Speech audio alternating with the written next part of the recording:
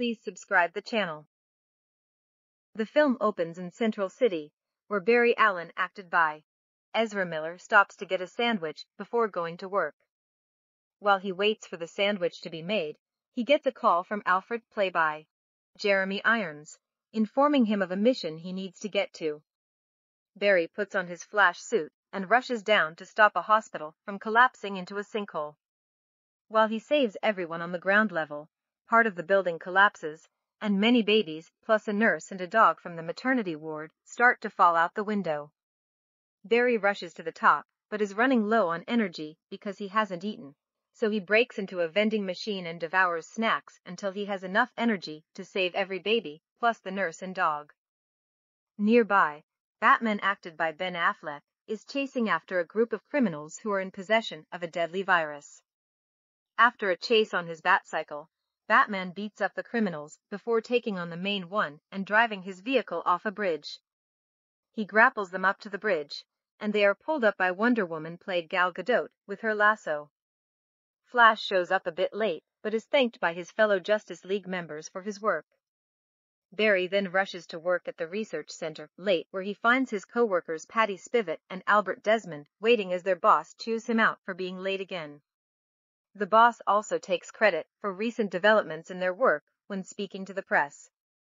One of the reporters, Iris West, recognizes Barry from college and tries to talk to him about the upcoming trial of his father Henry, who has been imprisoned for over 20 after being wrongfully accused of murdering his wife Nora. Barry maintains his father's innocence.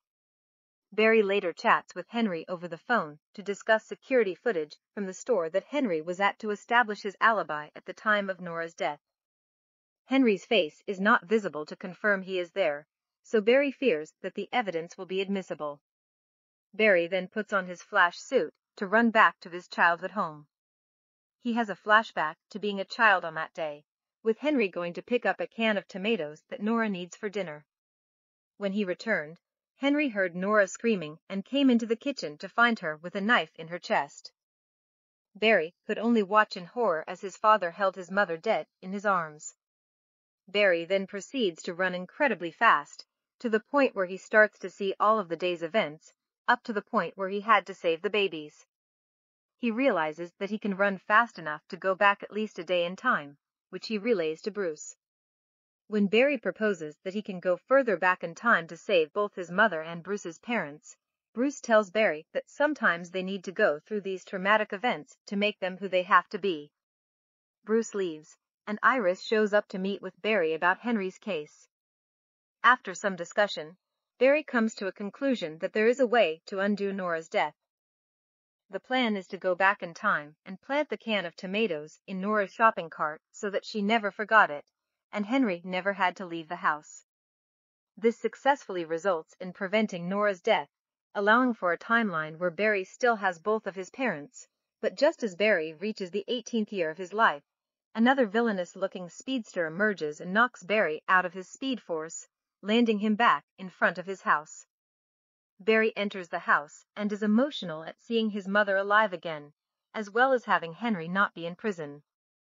Just as he's having lunch with them, he is stunned to see his 18-year-old self, let's call him Barry 2, approaching the house. Barry intercepts Barry 2 and takes him to his room, where he explains his superpowers and the future he came from.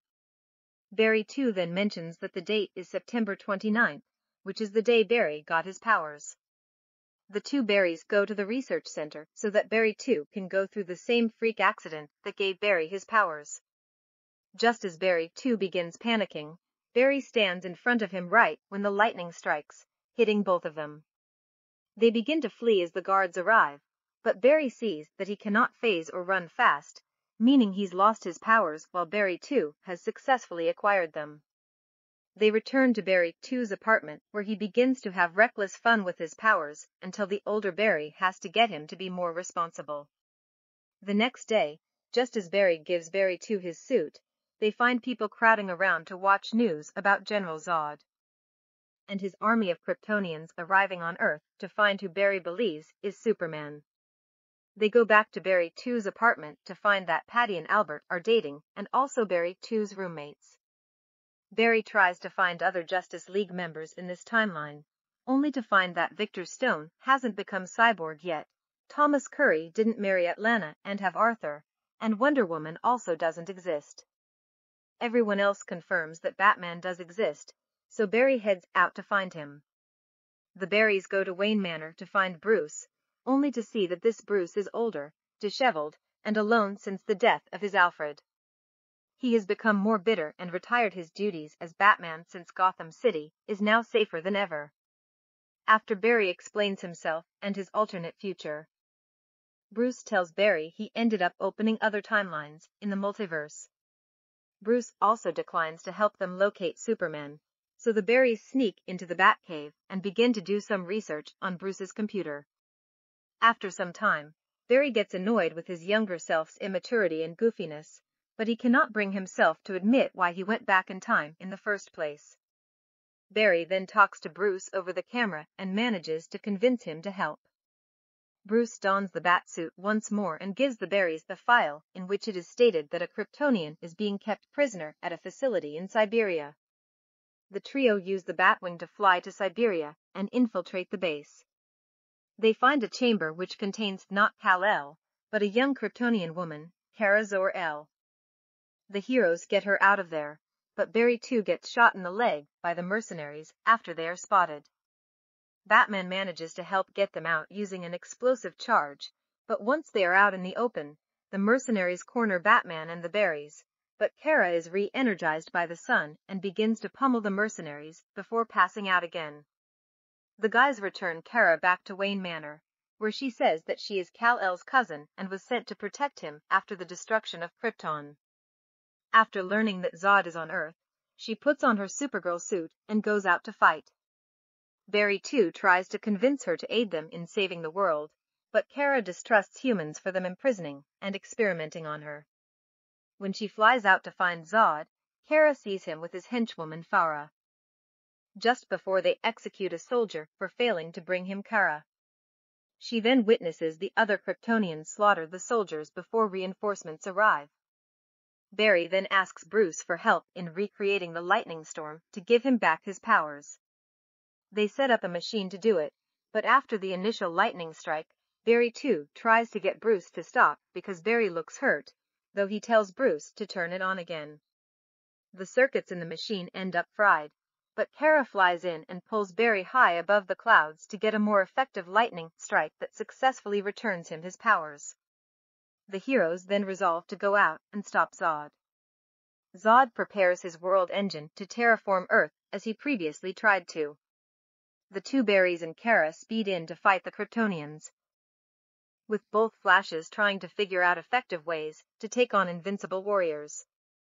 Zod sends out his brutish henchman Nam-Ek to provide more of a challenge, while Batman flies above in the Batwing to provide support. Kara confronts Zod, who says that they have been pursuing her all along, and not Kal-El, to gain her blood for the Codex to rebuild Krypton. After Zod confirms that Kal-El is dead, Supergirl begins to fight the villain. Zod and Farah overpower her, and Zod impales Kara, successfully extracting her blood. Batman also ends up making a sacrifice by crashing his jet into Zod's jet, but does not manage to destroy it. The Barrys, devastated by the loss of their allies, both run back in time to save them. However, Kara still ends up killed, and Batman dies after a fight against Nam-Ek. Barry mourns Bruce before they succeed in blowing Nam-Ek up, and then using part of his armor to impale Farah. Barry too then starts to run back, with Barry going after him. They get stuck in their Speed Force because every timeline always results in Kara and Bruce's deaths, and Zod destroying Earth. As Barry tries to stop Barry too, he becomes more and more angry until they are met by the evil speedster that started the mess, who just happens to be a much older Barry Dark Flash that has not stopped trying to fix everything. As a result, multiple worlds and timelines begin to collide, featuring different Flashes. Teddy Sears as Jay Garrick. An alternate Batman acted by Adam West, alternate Supergirl acted by Helen Slater, and many alternate Superman George Reeves, Christopher Reeve, and even none other than Nicolas Cage. Dark Flash prepares to kill Barry for trying to go back and undo saving Nora, but Barry too takes the killing blow, erasing Dark Flash and fixing the other worlds. As Barry mourns his younger self, he then begins to run backwards in time. Barry returns to the supermarket where he prepares to take out the tomato can from Nora's cart. He briefly talks to her, saying he is seeing his mother for the last time before beginning to cry. Nora consoles him, and Barry takes the time to admire his mother one last time before making the switch. He then returns home to his timeline, but not before noticing the security camera at the store. Barry shows up late for Henry's trial, where his lawyer brings up new footage that has been enhanced thanks Barry moving the camera to get a better look at Henry. This effectively proves his alibi and his innocence, allowing him to go free. After the trial, Barry runs into Iris again and makes dinner plans with her. He then gets a phone call from Bruce, congratulating him just as he pulls up to the courthouse. Barry is then shocked to see that this is not the same Bruce he knows because he's played by George Clooney.